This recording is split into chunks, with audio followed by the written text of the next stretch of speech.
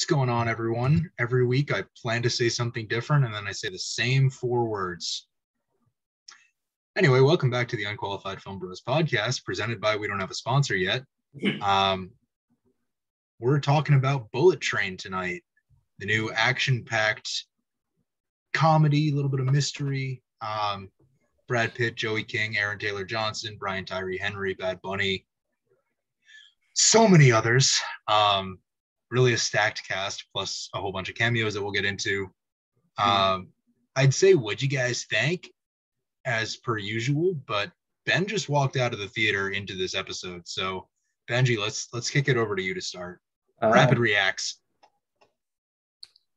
The entire time I was watching it, I enjoyed some parts, but for me, it was entirely too disconnected. It really was like, it was an attempt at, Guy Ritchie, Quentin Tarantino, out of chronological order, sort of. But I felt like it was a little overdone, especially with, introducing everybody. There were way too many flashbacks in the beginning. I felt that it really slowed down the beginning too much for me. I enjoyed a lot of the action. It was really well choreographed. Some of it was pretty funny, but I did get the whole shtick of Brad Pitt's character, and I guess Joey King's too, is that they're lucky. I mean, it was well done in Deadpool, right? With Domino, and that kind of worked. It's like her power is luck, but in this, I definitely have to hard disagree with you on this. I mean, the thing about, you bring up Domino from Deadpool 2. First of all, same director, David Leitch. Yeah, clearly, but Zazie Beetz is in this movie. Yeah. She plays the Hornet, and you've got all these characters talking about luck. She doesn't mention it, and then she ends up like the unluckiest of all of them. Yeah. It's true. That's true. It's true. Bad planning on her. That's second candidate. I would say, yeah. I do have to I just have to very quickly agree with you. Like to start off with, I think George would probably agree with me on this. I feel like you were saying the genre. You felt like the genre was trying to be Quentin Tarantino-esque. I would disagree. I said Guy Ritchie. Guy Ritchie, Quentin Tarantino. Genre is kind of like something akin to like a Hot Fuzz, kind of more action focused, obviously, but sort of like a mystery that multiple characters are sort of trying to figure out I have to hard to disagree with that, because it's pretty clear that the influence is from those types of movies with chronological order, especially with the Guy Ritchie, this water, they even had a scene about a water bottle. Yes. It's like, I feel like, but there's lots of different stories going on in the beginning. And Hot Fuzz, it doesn't. Hot Fuzz and Knives Out. That was the other one I meant to. I'm sorry, I meant to say Hot Fuzz and Knives Out. Those were sort of, but not really. Just because it's. I mean, most Guy Ritchie films. Well, not most, but Lock, Stock, and Snatch. Those are best. 11 too. Yeah. So those have a center theme on some material object. I just felt like the briefcase was very much taken from that style. There's nothing wrong with that, but I do feel like those movies do it much better, which they're fantastic movies. But for this one, I enjoyed parts, but I found myself taken out of the moment by too many flashbacks and too many random asides for comedy. I feel like that much in terms of getting taken out of it for comedy, we can compare it with The Gray Man, because that movie paused action for quips more than an MCU movie. Which, I'm a fan of that. There's nothing wrong with it. It's just when it's too much and every scene like that, like every action scene had so many breaks in it for those moments that it was. But it was I mean, too much. take the scene that was in, you know, a lot of the trailers for this movie, which is Tangerine and Ladybug fighting hand to hand, and Ladybug interrupts it with the concessions cart, what have you, asking for a sparkling water, and then he throws it at Tangerine, and the fight continues. That was hilarious. Yeah, that works. I mean, granted, I would have rather that moment not been spoiled in the trailer, because it would have been just laugh out loud funny in the theater, but it was anyway. And there are moments where action is undercut by comedy in films. This is an action comedy. It is described as such, and you know that that's what you're going to get.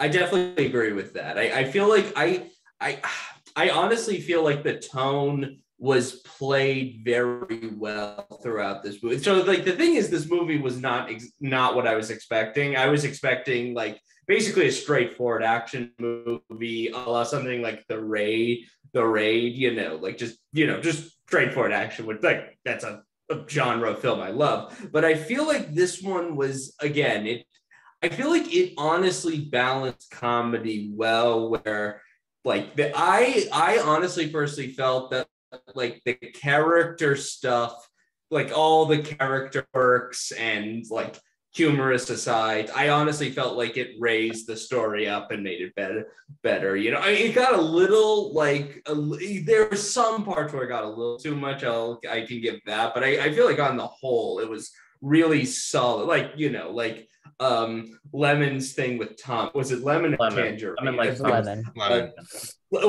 Lemon like Thomas. Okay, yeah, good. Yeah, I think that was good, and it's not like the individual jokes and stuff are bad. It's the amount of them. I mean, while comedy should be present, it's an action comedy. The only thing that I've seen do this much comedy like every second is like slapstick, which it does have elements of because of, you know, action comedy. I think the action comedy in this movie is probably the best. Like not in terms of like, you know, pausing the action, but like the jokes about him being lucky, you know, and like things, just ridiculous things happening. Well, you bring that up, and there are moments like the quiet car fight when who was it? It was Lemon and Ladybug are fighting across from each other, and then they end up sitting next to each other on the what is, you know, called the quiet car, and they keep getting shushed by this one Karen, and it's all so much action but so much comedy throughout because they have to stay quiet. And then you've got a moment like Ben, you said, where you talk about how lucky Ladybug is. You talked about how unlucky he is, but really he's throughout the entire film, he's in the wrong place at the wrong time, but he's in the right place at the right time, if that makes sense. Like when he gets his arm stabbed by the anti-venom, that's being in the right place at the right time. Yeah. Given the situation.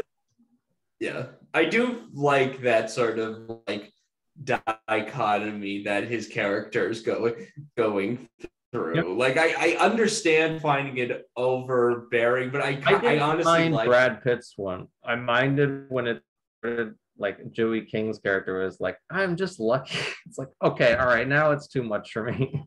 Yeah, with Joey King's character, I feel like I'm actually lucky on the street. I feel like with Joey King's character, I had to suspend my disbelief a little bit more than I had to with everyone else. Yeah. I feel like she just got, especially, I don't know, when she's holding the hostage, when she's, you know, making the phone calls about the grandson in the hospital, she feels a little too scripted. And then she gets really absurd by the end of the third act after the reveal that she's the White Death's daughter. And then she's, you know, trying to take over his empire in the Japanese underworld. And then she gets hit by the truck of tangerines. I have a question. Did anyone see that coming or not see that coming? The reveal? Yeah. I wasn't looking for it. Because I kind of saw it as soon as she explained her backstory, and she's like, "Oh yeah, my father called me Matryoshka," and then they're like, "Oh yeah," and then this Russian came in and he started ruling everything. It's like, well, we're in Japan. There can't be that many Russians, or a coincidence. I missed that. In the crime world. Yeah, I wasn't looking for any sort of reveal, so I just like went with it.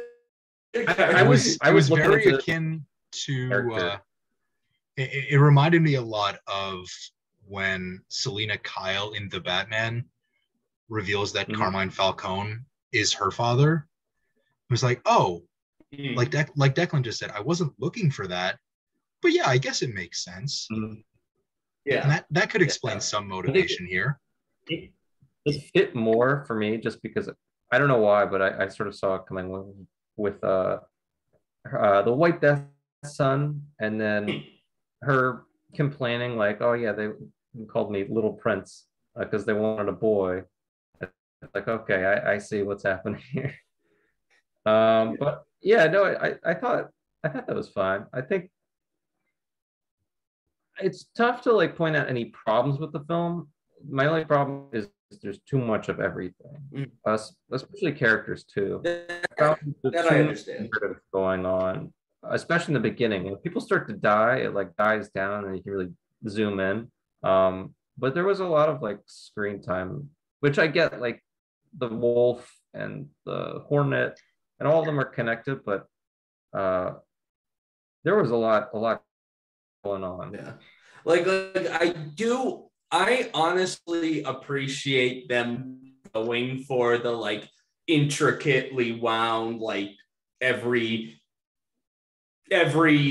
piece is like well thought out and calls back to something else in the story. I don't know if they fully succeed as much as something like Knives Out does, but honestly, the fact that they went with it, I honestly feel like that to me, it made the movie stand out to me. Like even if it was a lot, I liked some flashing. Like for example, like the visual storytelling of like it, like when Ladybug and Lemon are like talking about, and like Lemon is like, you killed someone, and it like cuts from him to like flash over to the son. Meanwhile, it cuts from Ladybug and flashes all the way down to the assassin caboose that he killed at the start of the movie. I didn't mind that. I like that. I think the problem with the connecting storylines is, like I keep saying, there's an over reliance on flashbacks in this movie, I think,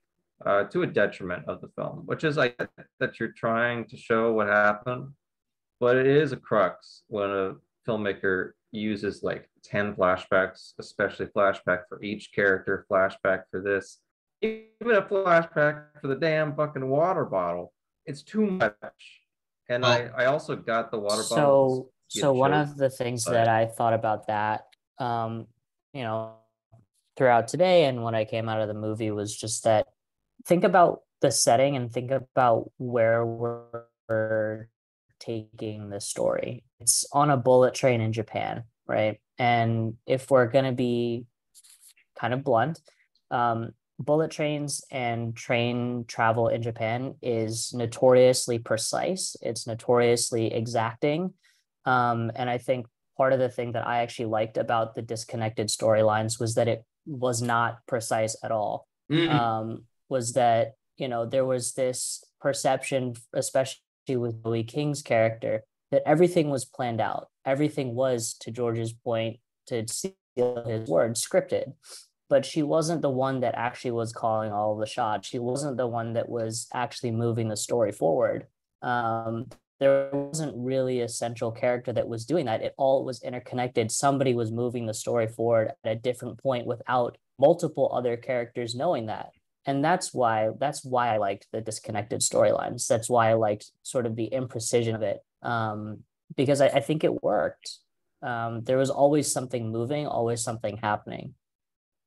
Yeah, I think what happens with this film, and I'll draw a comparison to another mystery thriller that takes place on a train, Murder on the Orient Express. That film, we've all seen it, right? Yeah. Yep. In that film, you get the reveal at the end where everyone knows each other. Everyone was connected to the murder, and oh yeah, everyone was connected to the family at the beginning of the film, or the family at the beginning of their collective story. That's really only told in a flashback right at the end. Yeah. And I think what Ben says about this film being too heavily reliant on flashbacks is that the flashbacks are constant throughout this film. Whether you're going back to Johannesburg or going back to Bolivia, I think it was. You're always, or even earlier in the film, you're flashing back. This film and they do the same flashback multiple times. Yeah, that's true. Like, but it is necessary to show that out. Yeah, but, I think that this film, it does rely really heavily on flashbacks, which I think you said it was a crutch used by some filmmakers. I would agree with that. There are things that I think could have been left unsaid until the third act. Like, we could have had a flashback just as easily in this film to show that the prince was the White Death's daughter, and then it wouldn't have been a reveal. You could have had more reveals like that. Yeah. Much later in the film. But getting flashbacks to, like, Tangerine and Lemon's childhood together, we know how close they are. We don't need to see them growing up together. He was watching Thomas the Tank Engine. It's like, yes, I know. He likes Thomas the Tank Engine. But to be fair, as someone who grew up loving Thomas the Tank Engine, this film was so... It brought me so much childhood joy to hear them referencing characters that I have ingrained in my, subconscious. And I was like, oh yeah, they're talking about Diesel and Percy and Gordon. And I'm like, I know these guys. And it was really fun for me. And it's good not to take this film too seriously in that regard, because it does let you have fun with it. I was watching the movie with my buddy who's got 3 young kids. And every time they mentioned Thomas the Tank Engine, he had this big grin on his face because he knows his kids love it. Hell, I won't lie. Like, I wasn't expecting to feel genuinely moved when he took the Thomas sticker and like placed it in Tangerine's hand. Like, I was just like, wow. Like, I don't know why, for some reason. Well, Declan, you bring up a really good point. I felt that was a really good point. You bring up a really good point about some of these characters and when there's loss in the film, because a lot of characters die. There are only a few survivors at the end of the film. At the same time. It's just like death. Yeah. And you've got, the film doesn't shift tonally that much. It's pretty consistent throughout. This is going to be an action comedy. But you get moments like when Tangerine believes that Lemon is dead. And you got this great close-up of Aaron Taylor Johnson. I've got the shirt and the mustache. I'll try to mimic it for you guys. He's right there for you. And well done. It's just so moving. You can see the expressions and how much he is feeling the loss of this person. He's, it's the closest person in the world to him. So you get moments of respite from action comedy that I think provide this movie with a little bit more emotional weight. And I think that strengthens the overall product because you're seeing these characters as well-rounded individuals. It doesn't happen for everybody. Like Ladybug doesn't change that much throughout this movie. No. Yeah. But it works for the character. But other characters like Tangerine and Lemon, you see growth throughout. I think there are some really good moments like that have a wide variety of emotions to it. But one of my favorites was at the end when they're apologizing to each other and Ladybug's like, hey, I'm really sorry about your brother, and it's like, that's okay, I have another one. He's like, oh really? No. Jumps out the window. that was definitely, he was a bright star in that movie. And there are definitely some great scenes in it. I think the overall product, it suffers for me, but like it could be really good. You just cut out some of the stuff that like slows it down. Like a bullet train, like you were saying, they have slow stops or fast stops, 1 minute. You gotta keep it moving. And I felt like the flashbacks and some of the characters just randomly appearing out of nowhere. There were too many of them. You gotta cut that down, and then I think you have a really solid movie. Because frankly, I mean, some of the characters matter for the plot, but their character, in essence, is completely useless. Like Hornet only exists for plot. I don't know what her character is. She's a MacGuffin. The wolf, Bad Bunny, is teased as a star of this movie.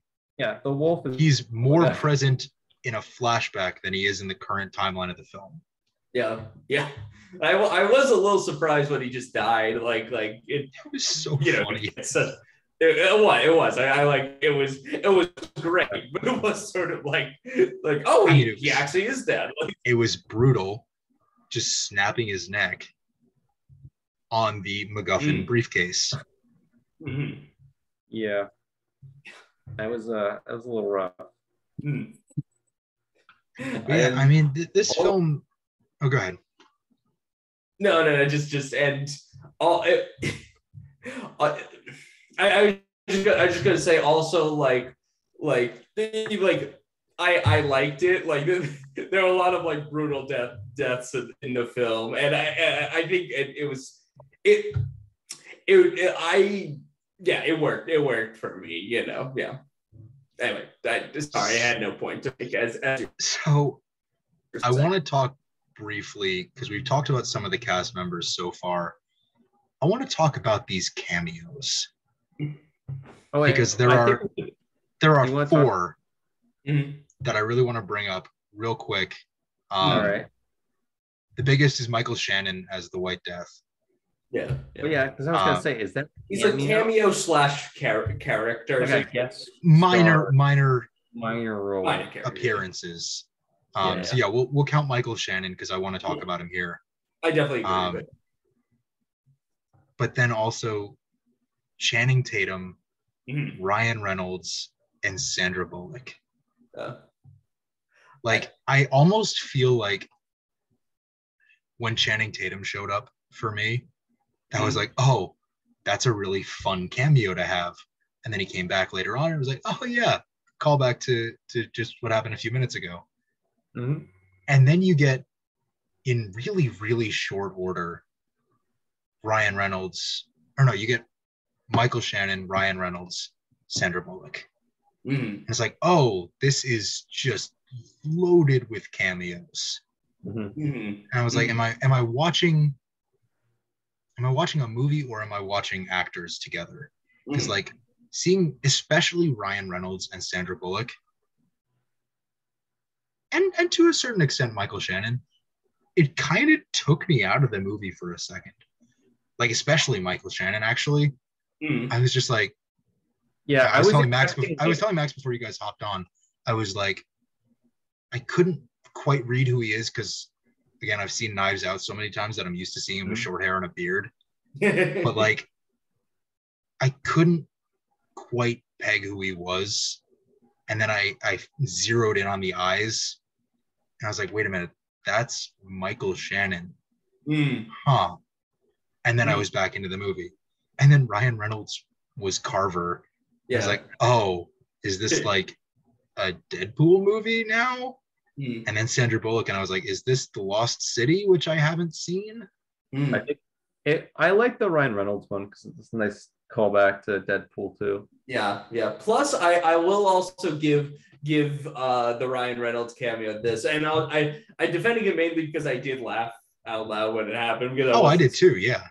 Yeah, I wasn't expecting it. What I will say is that Carver is a character who it's necessary to remember, but also literally has no appearance in the film. Like he's integral, but also not present at all. So I think making him Ryan Reynolds, like in without any lines, like I think that's a decent like way to like keep him in your mind when you see it, you know. Dude, you just reminded me of something. Oh. Brad Pitt is in like 3 frames of Deadpool 2 as Vanisher. Yeah, that's what I used to think that was like a thing thing or something. I like the Ryan Reynolds one because it repays it from Deadpool 2. Yeah, I didn't realize that when you said that, Ben. Yeah.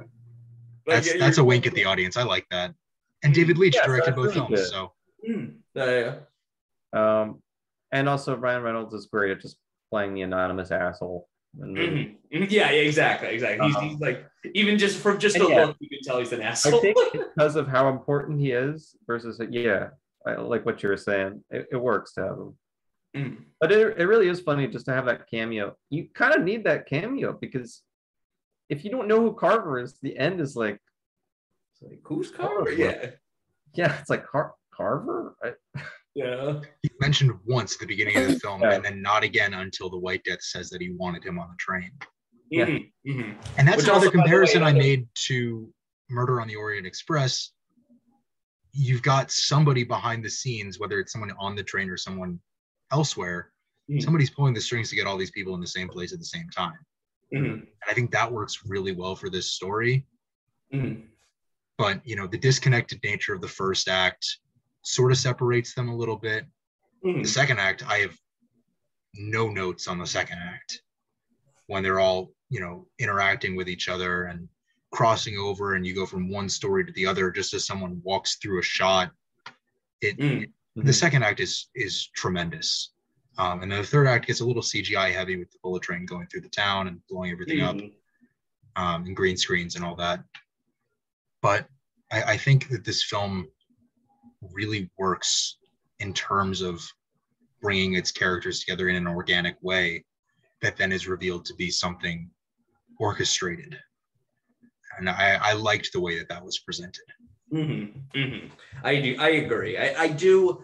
Again, it's like, even if it doesn't succeed as well as other films, the fact that it was trying for an intricate thing, and I still feel like mostly succeeded, like it succeeded like between 80 and 90%. I feel like that's, for me, that makes that I enjoyed the film immensely because of that. I like that it's like, oh, the White Death was trying to do these sorts of things. Like, I don't know. I enjoy the building aspect of each thing, and one ties in with the other and ravels in this. I feel like that was a unique and exciting part of it for me.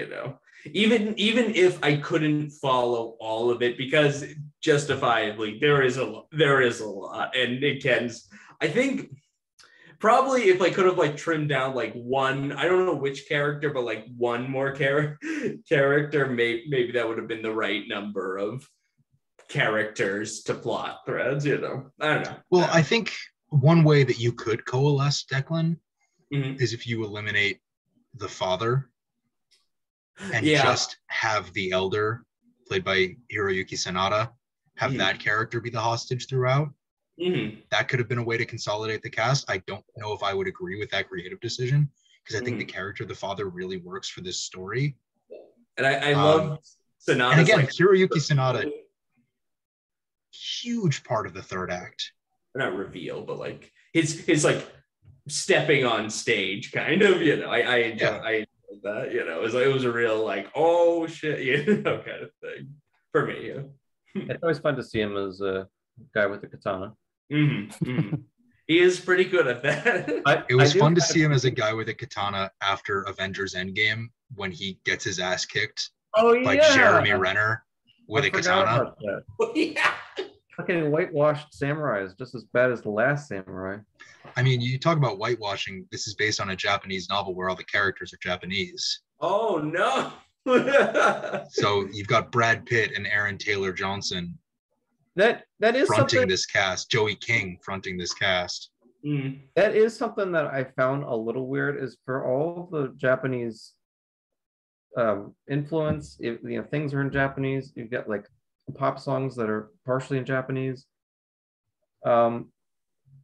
We do get the elder and the elder and the father, and the elder, the father, and the grandson.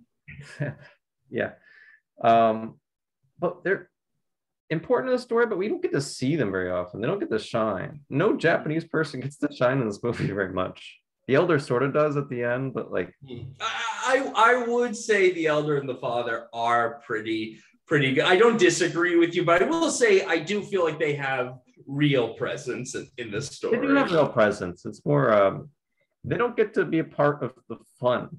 You know, they're the most serious people in this movie. That's fair. I don't know.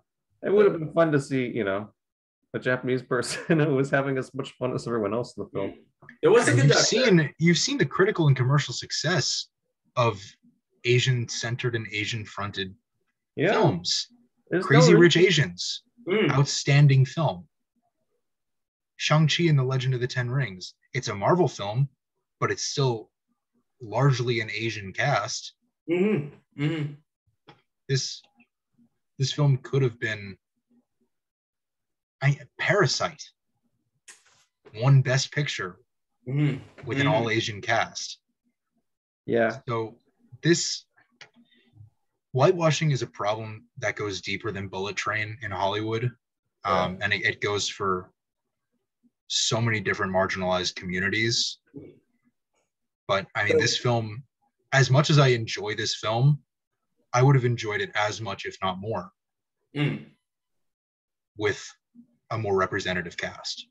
Though they did have the decency to at least have the cast be diverse rather than a bunch of white people, you know, relatively diverse, you know, obviously not. Couldn't even get a Russian guy though. They got Michael Shannon, yeah.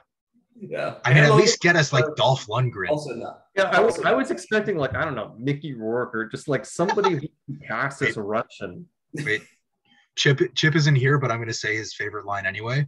I want my board. That is not my board. Great moment in the sizzle reel for the trivia episode. If you guys haven't seen that from a few episodes ago. But I what's her name? Karen Fukuhara.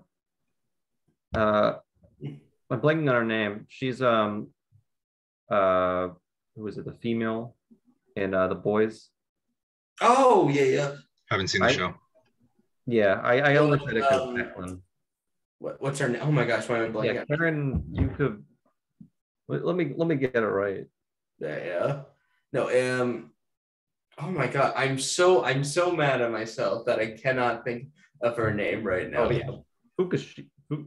Fukushima. There we go. Karen Fukushima.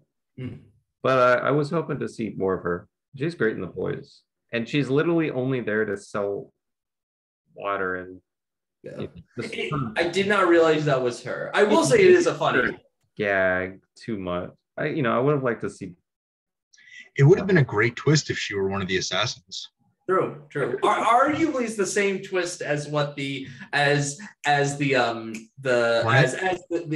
Hornet. You know, given that she was in that suit. The anime costume.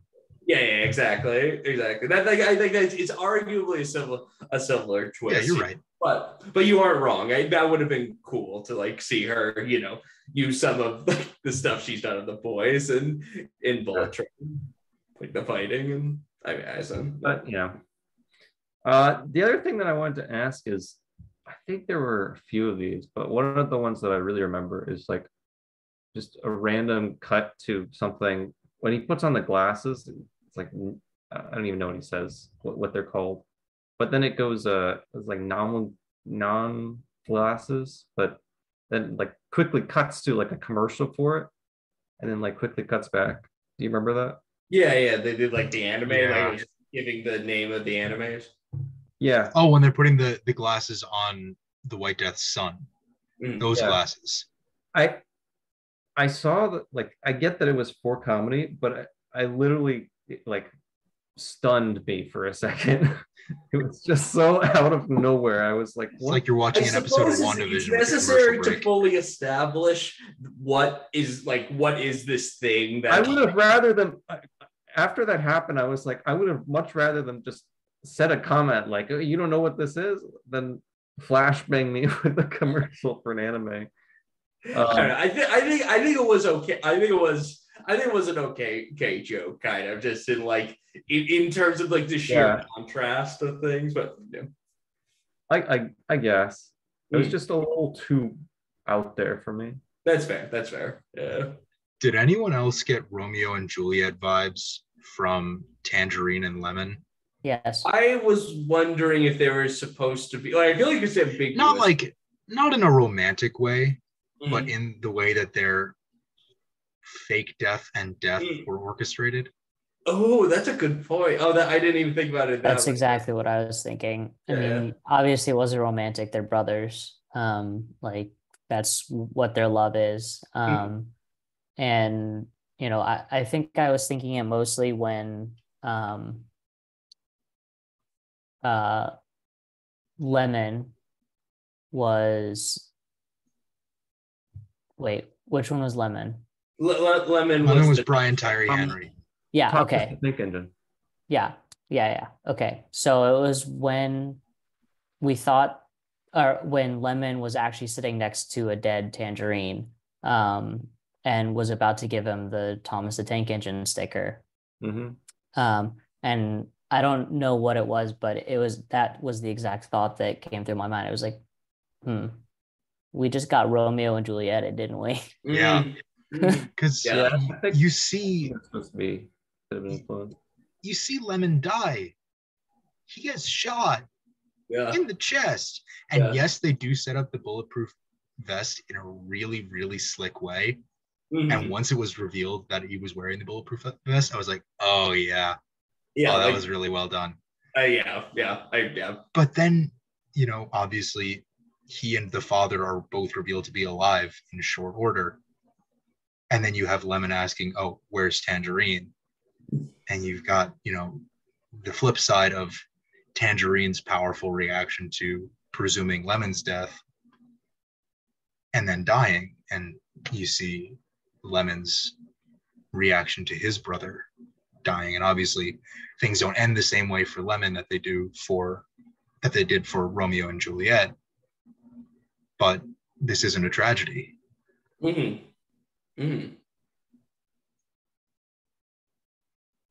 No, I think, just, I don't even know. I think that, I think Lemon and Tangerine's relationship is another part of the film that, like, its presence adds a lot to this movie, Well, and the two actors, Brian Tyree Henry and Aaron Taylor Johnson, they have, first of all, they're great actors. And second of all, they have such great chemistry with each other and with Brad Pitt as Ladybug that, you could see those two actors fronting an action comedy all on their own. Yeah. Because they work so well together in these roles. And I think one of the film's strengths is getting the cast to play that well off each other. Because in every moment, you kind of know how each person is going to behave, but then in the last second, there's a little bit of a surprise to how their interaction winds up. And I think that keeps the audience on their toes a little bit and really shows, again, as I said, 20 minutes ago, the depth of these characters, that they're able to have moments where they go a little bit to the unexpected, even though they're following the same sort of path throughout. Like, that you kind of had a feeling throughout that Lemon and Tangerine were going to come around to Ladybug, especially after Lemon could sort of read Ladybug, and know that he wasn't the one who, killed the White Death's son. You get to see these characters sort of grow together, even though Ladybug sort of ends up at the end the same as he was at the beginning, with this new positive outlook on life. The way that the cast and Brad Pitt is probably the best comedic version of himself that I've ever seen him in this film. He's outstanding. I mean, he's great in the Oceans trilogy, primarily Oceans 11. Really good in Burn After Reading. Burn After Reading is another great one. He's absolute box office in this film, and you get to see the cast play to their strengths in comedic ways. Like Brian Tyree Henry, he's done a lot of drama in his career. He's done some comedy, but the guy can be in a comedy. Aaron Taylor Johnson You saw him in Kick-Ass. You saw him in Avengers: Age of Ultron. I mean, this is what I've seen him in. He's obviously done other works. Yeah. But we know he can do comedy, and yet he takes that to another level here. Mm-hmm. And then Brad Pitt is fantastic. And then you get like Joey King and Bad Bunny. Yeah, Bad Bunny doesn't exactly have much dialogue in this film. Maybe it's because he's just starting out into acting in the mainstream. I don't know. To his credit, he makes his presence still known. Yeah. You know? Yeah. I like But this just so much flashback. chemistry in this cast is the bottom line. Yeah. But no, but even the flashback is actually not told with much dialogue, which that's not nothing to. It's not an easy thing to convey. I don't know. I feel it's not just flashbacks explained. I he does. Given that he has a basically non-speaking part, I think he does honestly do a good job, despite literally dying. The whole time I just kept thinking, man, I gotta get a suit like that, some cowboy boots. Mm-hmm. That's so good. That is next time I'm in Maryland, which is probably going to be in like, I don't know, 5-6 months, something like that. I'm buying you a suit like that. I'm taking you to a tailor, and we're getting you that suit. All right. And then I want you to wear it on every episode of the pod for the rest of time. That's the deal. I was curious about something. So it was clear that like whatever happened with him happened like a while ago with his wife or whatever. On his white suit, he still had like the stain from when Brad Pitt. You'd think he'd go to a dry cleaner. No, I thought like that was a nice touch. Yeah. The character I thought actually was built out pretty well, even though he died fast.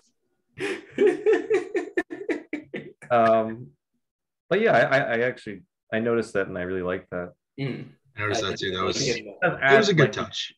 Put it together. He feels like there's more depth there to the loss. Like he's never gonna forget who stained his jacket because he blamed the poisoning.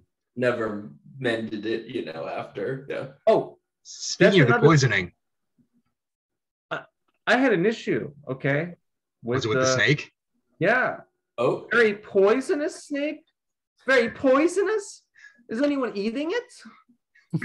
Venom. It's a venomous snake.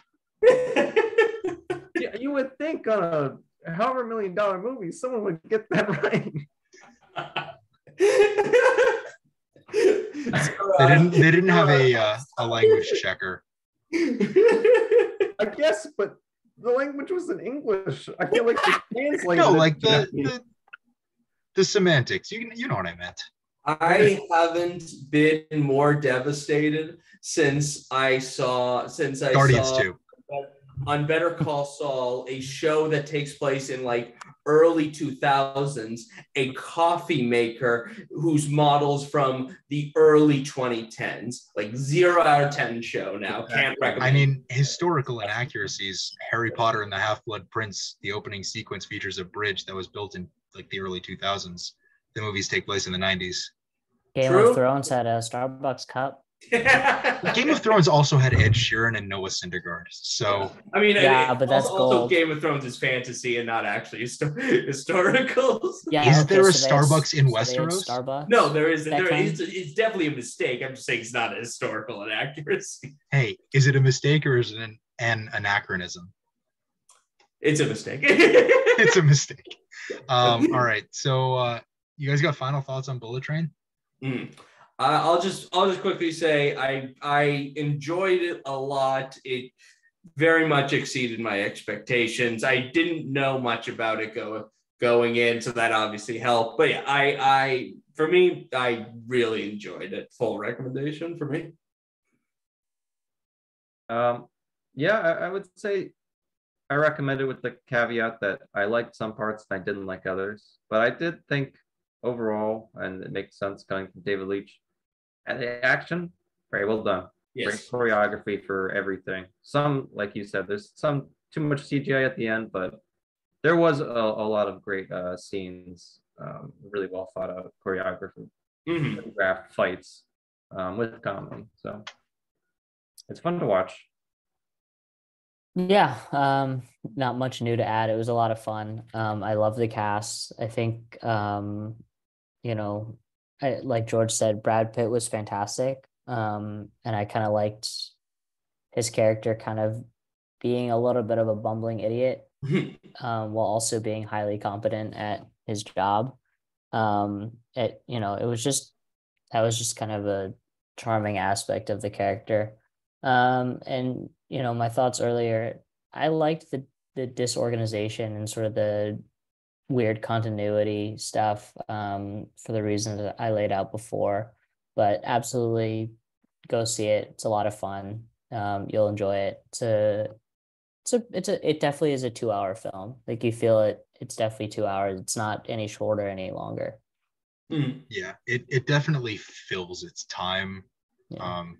I wouldn't say there are any stretches that, the pacing with all the flashbacks could be considered an issue. But at the same time, there's never really any lull. Even when you're getting like the story from the Elder to Ladybug in the third act, right before the big battle scene, there's never any time when the story really slows down for an extended drag. And I think that works to the movie's credit and works to the theme of the movie being fast-paced. It's on a bullet train. You're not exactly going to slow down. So yeah, I'm going to echo what Declan said in a little bit of a paraphrase and say that this movie was better than my expectation, but it was as great as I hoped it would be. I loved it. I would not be surprised when we do top 5 lists at the end of the year if this makes my list, at the very least an honorable mention. But this could very well fall in that top 5 for the year. I really enjoyed this film. I'm going to go see it again. I saw it in Cinemark XD, and now I want to see it again on as big a screen as possible again. So, Bullet Train is currently playing in movie theaters. You can go check it out. We all give it recommendations to varying degrees, Benjamin. It will not be my top 5 of the year. I didn't hate. I think it's definitely a better movie than The Gray Man. Ben's just gonna list The Northman 5 times. We already know that. All right, so go see Bullet Train. We'll be back next week with another review. We're podcasters. That's your hint for what next week's movie is. So take it sleazy, enjoy Bullet Train. We will see you next Friday. Have a good night, everyone. Good night. Bye.